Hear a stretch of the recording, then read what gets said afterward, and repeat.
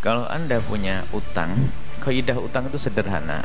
Kalau Anda pengen ditolong oleh Allah, man akhadha amwalan nasi wa rada adaaha Allahu yu'addi anhu. Kalau ada orang pinjem duit tapi memang dia niat untuk membayar, maka jangan ragu, Allah akan menolongnya. Niat bayar. Tapi sebaliknya, kalau ada orang pinjam duit terbetik di hatinya, nggak pengen bayar, langsung ditutup itu pintunya, rezekinya itu. Hati-hati. Makanya jangan sampai Anda itu latah pinjam duit, nggak mikir gimana cara bayar. Kalau Anda pinjam uang, meminjam bukan suatu yang terlarang, memang itu adalah untuk tolong menolong, asalkan tidak ada riba di dalamnya. Ada orang yang kebiasaan pinjam utang tapi nggak pernah peduli untuk pembayarannya, itu ditutup oleh Allah, tidak akan ditolong oleh Allah. Apalagi pengen lari, maka dari itu, apalagi pengen lari dari bayar utang, wah, lihat aja tambah nyungsep manusia kayak begitu. Akan tapi hendaknya kita itu harus niat untuk membayar utang, termasuk diantaranya agar terjaga kita itu, idza tadayyantum bidainin ila ajalin musamma faktubu. Kalau Anda pinjam uang, Anda sendiri yang minta untuk ditulis. Anda yang pinjam uang seharusnya minta untuk ditulis. Kenapa? Kalau Anda minta ditulis materai kemudian disaksikan, itu agar Anda tergugah untuk bayar. Kalau Anda malah melarang menulis, Anda itu sebenarnya malah menutup. Jadi pengen, nah, nanti kalau saya pakai surat nanti saya dituntut, nanti giliran saya nggak bisa bayar. Wah, berarti Anda pengen lari dari bayar utang. Awas. Wong orang baik-baik mau nolong kepada Anda jahatin tuh. Anda kalau ada orang seperti itu jahat tuh manusia. Dipinjemi kok malah mau jahat. Kalau Anda dipinjemi seseorang, niat untuk bayar. Kalau Anda niat untuk bayar, Allah akan bantu. Tadi disebutkan dalam hadis, Allah akan bantu membayarnya. Tapi yang lari dari utang, hati-hati. Satu sisi ini, satu hal. Termasuk apalagi zalim, sudah punya uang menunda-nunda. Memang penyakit bayar utang itu luar biasa. Padahal duitnya itu ada, tapi pengen nunda.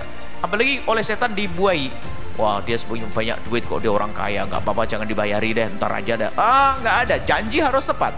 Biarpun dia adalah orang banjir duit, ketemu gunung emas, tetap kalau Anda punya uang, biarpun 1.000 rupiah, tepat waktu.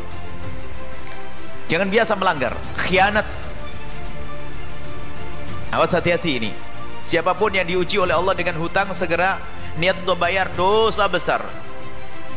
Apalagi yang punya uang lalu tidak bayar. Matlul ghani yuhillu, matlul ghani yuhillu irdahu wa uqubatahu. Kalau orang itu pinjam duit kok nggak balik-balik, nggak segera membayar, padahal dia mampu, dia tuh orang yang rendah, dia yuhillu irdahu, menjadikan boleh dicemarkan, maksudnya boleh dihukum dengan dipaksa sampai dia dipermalukan ibaratnya, karena itu orang jahat. Itu orang kaya sudah punya uang tidak mau bayar utang, hati-hati. Didoakan oleh Nabi dengan tidak berkahan orang kayak begitu tuh, karena zalim. Hati-hati ya, yang merasa pernah pinjam uang, baik-baik, kalau Anda memang punya uang segera bayar. Kalau tidak punya, ini saya belum punya uang. Indahnya dalam utang piutang, kalau ternyata memang Anda belum punya uang, maka bagi orang yang meminjamkan uang itu sendiri diperintahkan oleh Allah, fa nadhiratun ilai maisarah, jangan dipaksa dong.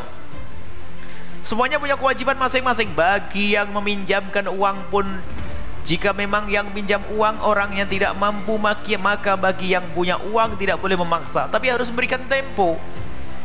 Maka tidak boleh menambah, saya denda ya, bayar lagi.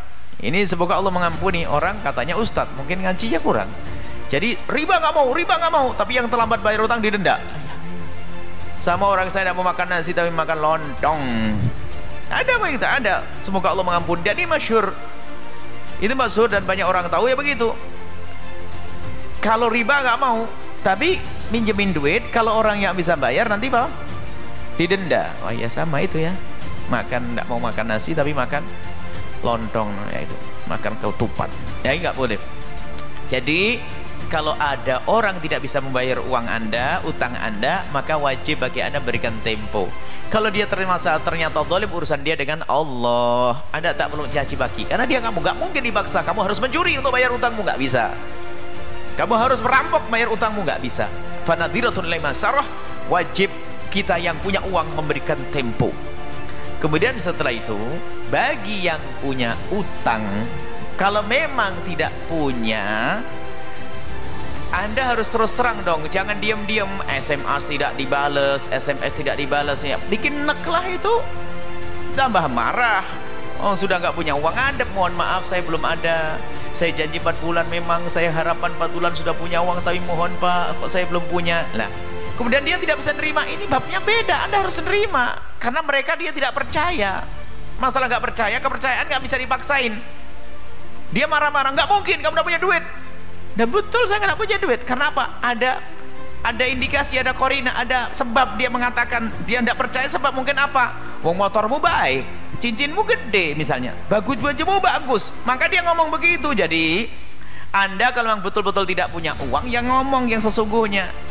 Bilang, kalau memang kelihatan baju bagus, ini kan baju zaman dulu belinya sebelum utang. Motornya pun mungkin Anda ke situ motor pinjaman. Artinya kepada siapapun yang punya utang lalu Anda tidak bisa membayar, Anda jangan lari, bikin dia semakin marah. Nanti Anda mendekat kepada dia, minta maaf yang sesungguhnya, beberkan keadaan yang sesungguhnya.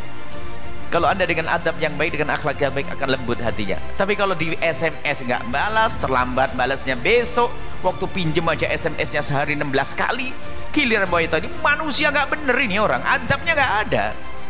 Wong dikasarin sekali saja langsung mau lari, saya tidak mau ketemu dia. Lu dia kasar memang wajar, wong dia waktu itu mungkin 4 bulan dia punya kebutuhan, mungkin kebutuhan dia juga punya janji kepada orang mungkin. Jadi kalau tiba-tiba marah kepada Anda, ya mohon maaf, terima saja. Anda tidak tahu keadaan dia seperti apa. Mungkin dia keadaannya lebih parah dari Anda kok, ekonominya lebih menurun, lebih terpuruk daripada Anda. Jadi wong Anda yang pinjam kemudian Anda yang tidak bisa bayar, tolonglah Anda di saat dimarahi oleh dia lapang hati. Kalau Anda lapang hati, memaafkan terus, tiap hari mengucapkan kalimat maaf, saya akan tetap berusaha, bukan lari malah nggak mau nemu dia, mau tambah marah dia, tambah dikutuk, di DP-nya lari, dianggap penipuan dan sebagainya. Ya jelas dong kalau kalau Anda tidak menjelaskan, Anda dianggap sebagai penipu. Begitu ya. Yang punya utang lalu Anda belum bisa membayar, maka lemah lembutlah dengan mereka. Anda harus datang kepada mereka, memohon maaf, berbaik-baik dengannya sampai lapang hatinya. Kalau dia tidak lapang hatinya, Anda berusaha untuk menjadikan hatinya lapang. Kalau dia tidak lapang, Anda berusaha. Nggak boleh putus sampai batas, ya sudahlah, saya mau minta maaf aja dimarahi. Anda tidak sadar, Anda pinjam duit kok. Yang sabar dong. Dia mungkin punya masalah lebih besar dari Anda. Begitulah adabnya ya. Semoga Allah menjauhkan kita dari hutang.